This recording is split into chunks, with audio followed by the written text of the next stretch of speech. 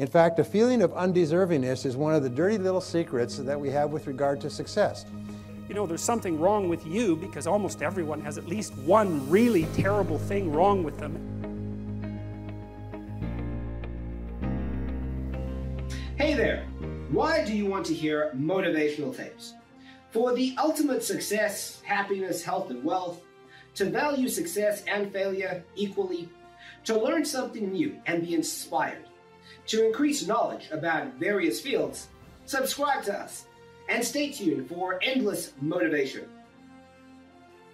Do you feel lack of confidence? Here are the reasons. If you can fix these, you can be the most confident person in the world.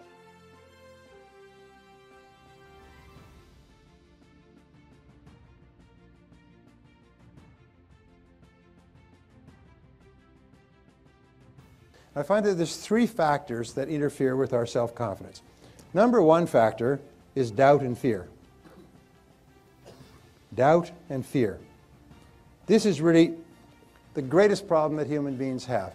Throughout all of history, throughout all the books of religion and spiritual works and philosophy and psychology, fear and doubt and fear hold us back more than anything else.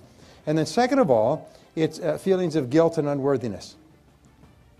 Feelings of guilt and unworthiness. And these are universal. And then finally, number three, is we have feelings of inferiority and undeservingness.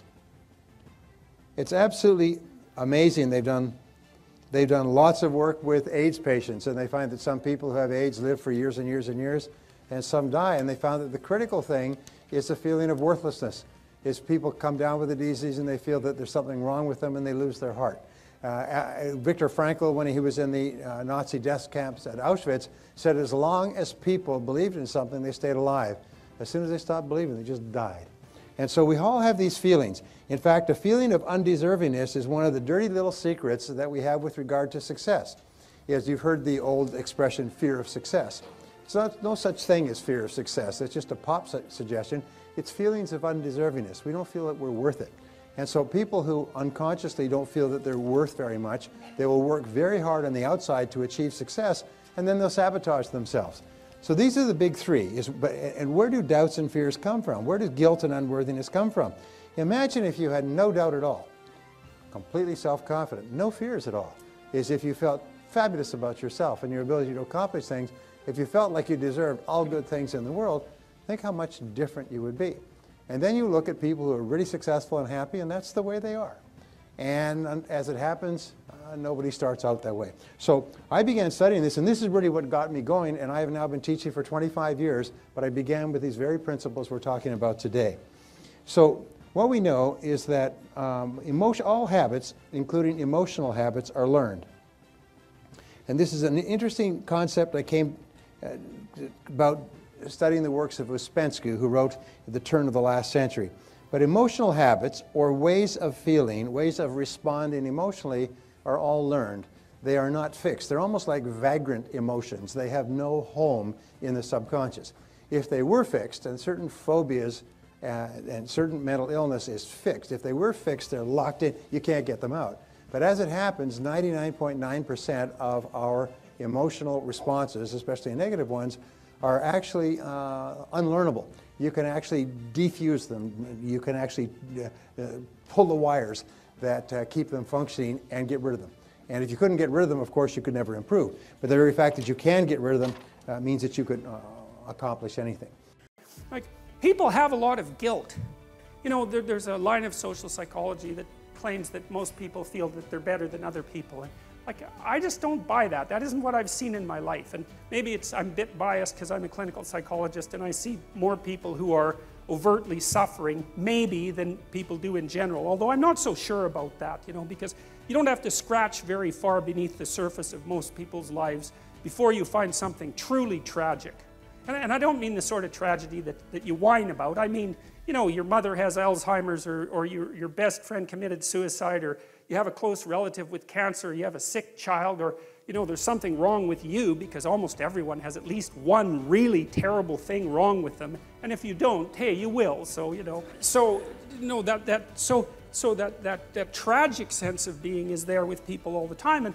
And it's also the case that, in my experience, like I rarely meet someone who says, hey, you know, I'm doing everything I possibly can, I'm a hell of a guy, and I can't see how I could possibly improve, you know? You meet someone like that, you think they're narcissistic, right? And you're right. But most people don't feel that way. They feel like they could do a hell of a lot better than they are, and they're quite acutely aware of their faults, and they don't feel that they're what they should be. And you see, what happens in the story of Adam and Eve as well is that when people become self-conscious, at least that's how it looks to me, they get thrown out of paradise and then they're in history. And history is a place where there's pain in childbirth and where you're dominated by your mate and where you have to toil like mad, like no other animal, because you're aware of the future. You have to work and sacrifice the joys of the present for the future constantly, and you know you're going to die, and you have all that weight on you. And to me, again, that's just, how can anything be more true than that? That's just, as far as I can tell, that's just how it is, unless you're naive beyond comprehension. There's something about your life that is echoed in that representation. And why it is that, I mean, we're such strange creatures because we don't seem to really fit into being in some sense, and that's also what's expressed in the notion of the fall. The existentialists said, well, people feel like they have a debt that they have to pay off to existence for the crime of their being, something like that. And maybe it's because we're acutely aware that we have to offer something of value to the people around us so that they can tolerate us, you know, while we're going about our business. But it seems deeper than that. It's that human beings seem to exist in a post-cataclysmic world, and that's exactly also what's represented in Genesis. And it's very interesting because, you know, in the Adam and Eve story, there's two catastrophes, essentially. There's the catastrophe that occurs when Adam and Eve wake up, which we'll talk about in detail, and become self-conscious and know that they're naked. And their eyes are open, right? So that's the terminology that's used. And to have your eyes open means to have an increment in consciousness, essentially, because eyes are associated with consciousness for human beings because we're intensely visual animals. And so the metaphor of having your eyes opened is the same as the metaphor of coming to consciousness. And as soon as Adam and Eve come to consciousness, they realize they're naked. And, you know, the classic interpretation of that is that it has something to do with sexual sin. And I don't believe that. I don't believe that that's what it means, although there are elements about that are relevant.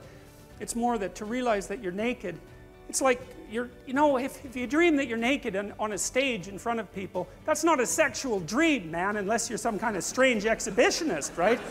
It's you want to cover yourself up and get the hell off that stage as fast as possible. And so to be naked in front of a crowd is to have everyone, it's to have the judgment of the social world focused on your self-evident inadequacies.